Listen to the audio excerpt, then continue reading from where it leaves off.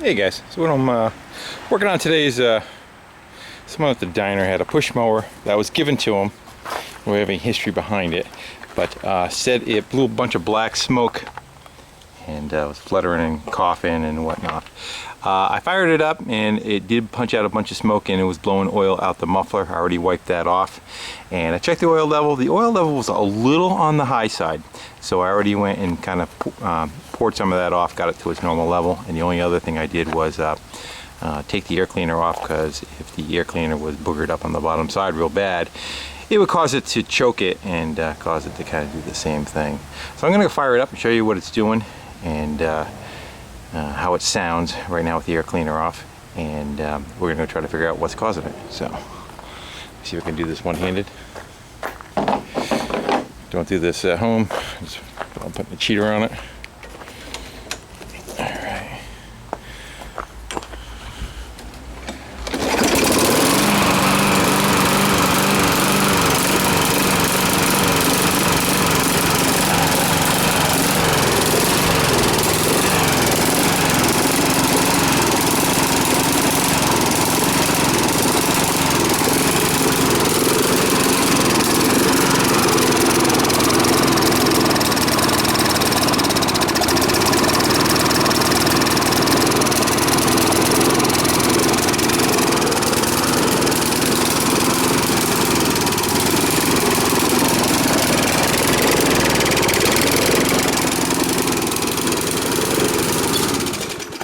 So it seems like the blue smoke part of it kind of has settled down, just being overfilled with oil. But you notice as I was covering the air cleaner hole, the intake of the carb, it was actually getting worse. So that was kind of telling you that it's getting too much fuel. If it started correcting itself and running smoother, then you were not getting enough fuel, and choking it was causing it to run better. So again, for some reason it's getting too much fuel. So I'm going to put it in the garage, put it up on the lift, and we'll start taking it apart and we'll see what we can find. Okay, so put it up on the lift. The other thing I've done so far is just took a couple of screws out of the top plastic cover to get that up out of my way. And there's 2 screws taken out of the oil filler and the dipstick tube. I'm going to take the top housing off just to get a look underneath. I don't know what the issue is with this yet, so we're going to try and figure it out together. It's not like I already figured out the problem, but we'll figure out how to assess it. I'm guessing more than likely the issue is in the carb, but I want to look at the breather setup on it and make sure there just isn't an issue with the breather.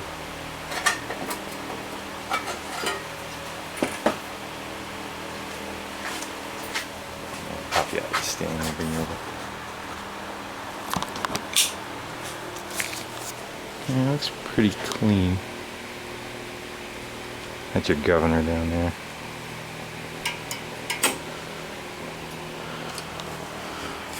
There's a breather underneath this cover too for the crankcase, and sometimes that can cause a pressure to build up.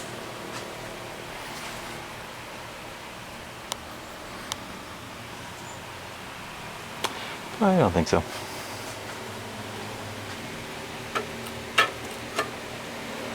Well, I'm going to take an air gun and we're going to blow off all this crap that's on here. So then I'm going to take the fuel system apart. I'm not going to be contaminating my fuel tank and everything else that's around it. So I'm going to go do that and take a better look at what we got going on. Alright, so I popped the tank off of there. Tank big just had 2 bolts on it. There was one right here going in and one from the side coming in, and the only other thing was the throttle linkage that was on there. One being the spring I just unhooked, and then you kind of contort the gas tank to get the linkage out of the one hole that's on there. If they have more than one hole, I usually take a scribe and I'll scribe 2 marks out of the hole that it came out of, because sometimes it could be multiples. But now we're going to go pull that carburetor straight off the top of the tank. This does not really use, hope I go the right way. It doesn't use a float ball.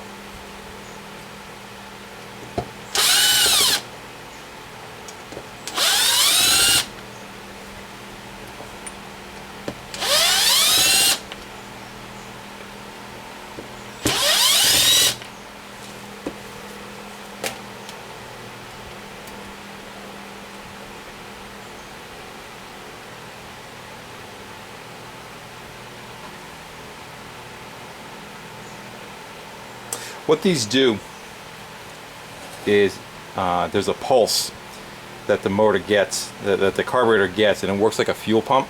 And what it does is it sucks fuel up through this tube, and make sure that you guys can see it with the camera. There's a channel.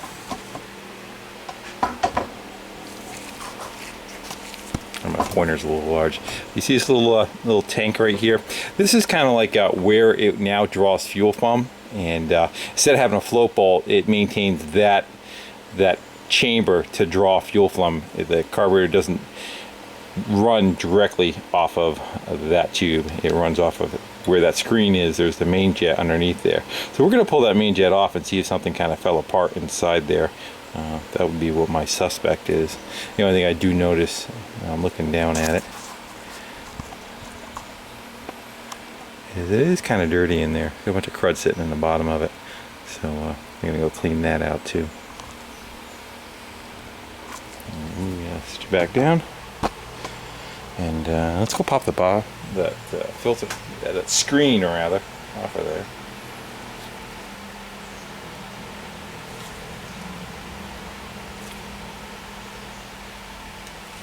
One part about gloves that sucks.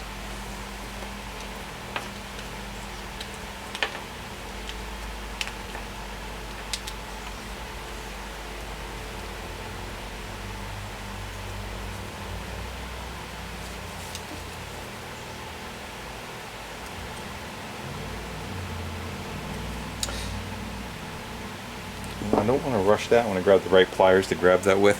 I'm going to shut you off and I'll turn you back on in a second.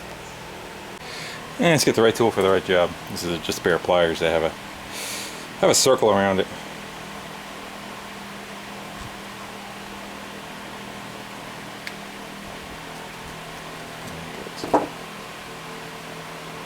And then you can see the blue jet right down in the center of that. So I'm going to see if I can get that to pop out of there and see if we can find like a bad O-ring or something that's allowing more fuel to get sucked up to the center of this than it normally would. Alright, so I was going to go start taking the main jet out of the center of the carburetor, and then I was looking at the base of it a little bit more. This carburetor has what's called a primer bulb circuit. It doesn't have a regular choke like you would see. So what you have is a primer bulb. Usually you hit it a couple of times, and what that does is it just squirts raw fuel right into the intake, and then you use that little bit to get it started, and then it goes from there. But I think what's happening is the gasket actually got delaminated. Let me zoom in. There you go. So the gasket started getting delaminated right there, and I believe it was just allowing fuel to get sucked right in through that port right there. So I think that's where the extra fuel was coming in and causing it to run too rich. So we're gonna have to go get a gasket, and I'll try the local place in town, and if they don't have it, I will probably have to order one on eBay, and then I'll pick back up on this video. But for you, it'll only be a second, and we'll see if that cures our problem. Alright, so I just got back from my my local power equipment supply, and I took the cover with me, which has the make and model number of the motor on it. And 2 minutes later, they had the gasket repair kit, the diaphragm repair kit for that, or replacement rather, I shouldn't say repair kit. And it was $3.40. And anybody's looking for part numbers, it's either that one or that one, or that one, I should really say. So I don't think you guys need to see me put that on there and put 6 screws back in it, but you shall have the idea. And I'll put all that back together, and we'll start putting it back on the motor, and we'll see if it cures what ails it. Alright, so I put that back together again, and when I saw the gas tank off, I hit the primer bulb, and it is drawing fuel up, so that part of it does work. But so give it a shot, and we'll see what we get. See if this cured it.